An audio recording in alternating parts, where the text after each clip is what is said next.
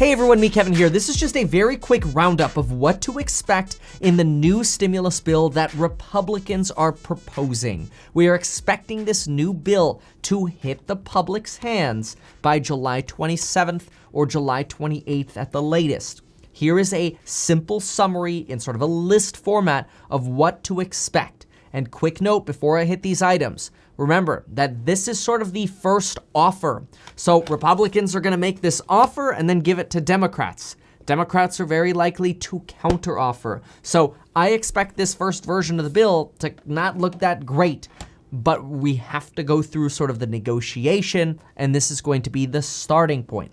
So it can only get better from the starting point. So here's what we're expecting in this bill. Number one, $1,200 stimulus checks are likely to be in this bill going to the same group of people who received them last time. Hopefully, though, they will also include adult dependents who were left out last time. This is unclear, so let's expect to get clarity on this. Number two, we're not expecting money for essential workers, and we're not expecting money for state or local governments.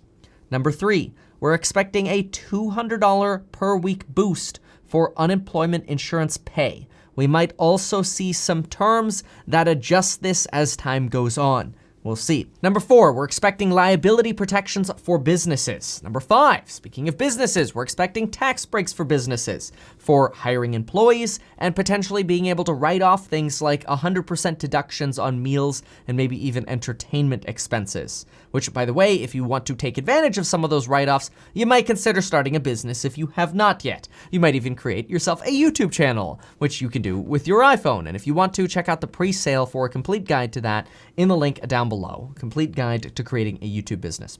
Number six, more money for vaccine research and testing. Number seven, we're not expecting a payroll tax cut. That has gotten the axe for now.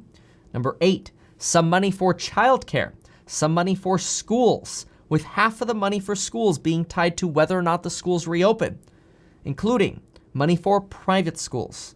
We're also potentially expecting some form of credits for students. We're not sure if that would be for money for, let's say, a computer or for internet access. We'll see.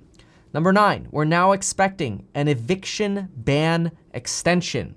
This is very good. Number 10, we are not expecting anything new on forbearance. Remember, in most cases, you can still take forbearance. The deadline to apply for mortgage forbearance, for example, because you can also apply for credit card and student loan and car forbearance, the deadline for mortgage forbearance is 4 months after the national emergency ends. And it hasn't ended yet, so you still got plenty of time. If you need help understanding whether or not you should apply for mortgage forbearance, which I think you should, in most cases, you should apply for it, watch the video that I'm going to link up here and in the description down below. 11, we're expecting a second round of money for the Paycheck Protection Program for businesses whose revenue is down 50% from last year. Number 12, we're also expecting a potential and new, quote, working capital loan. We're not exactly sure what the eligibility of that loan will be, if only businesses can get it, and if only businesses who are struggling can get it, or if anybody can get it.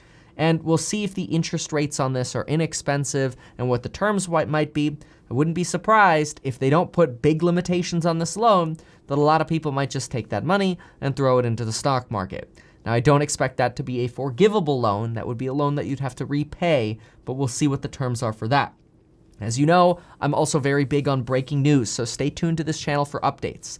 Also, heads up, you might not get a notification every time I post, so just come back and just type Meet Kevin into the YouTube search bar or go to my channel, and then you could always see the latest updates there, especially when I post things about real estate or stocks. A lot of those videos don't get pushed or suggested by YouTube, even though I think they're really good content. Hopefully you do as well. I'm also going to be going deep into the bill. I love going deep on content. I don't like just kind of reading superficial information. I like going really deep to understand what's actually going on and the perspectives to give me the best expectations. That's exactly how I invest, that's exactly how I study, and that's exactly how I like to report the news. This video is hopefully a nice, simplified overview of what to expect, hopefully tomorrow. Although it would not be a surprise to see this get delayed from Monday to Tuesday. We'll see. Here's your outline. Fingers crossed, it's better than expected. So far, everything's been a letdown. So I honestly, I can't keep too much hope up. but we'll see. Knock on wood. Thanks for watching. Have a great night. We'll see you tomorrow.